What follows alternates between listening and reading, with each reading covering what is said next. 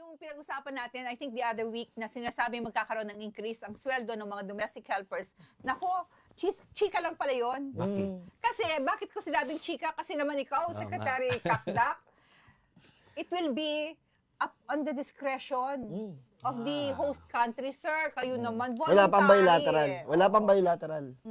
Voluntary. So, dapat wag niyo kong i-announce. Voluntary, not mandatory. So, baliwala. Baliwala yan. Kasi sino ba naman na mag-i-increase kung hindi naman sila Kung may option naman, mapaparusahan? at saka may option naman silang wag na.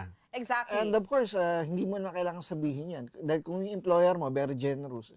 Bibigyan ka na lang. On its own, on their own, they can do that. Correct. Pero paparinig lang pala siya. Correct. Bikini man. Ganun lang pala yun. Yung nakita kong post Pero, kanina, parang geng-geng lang.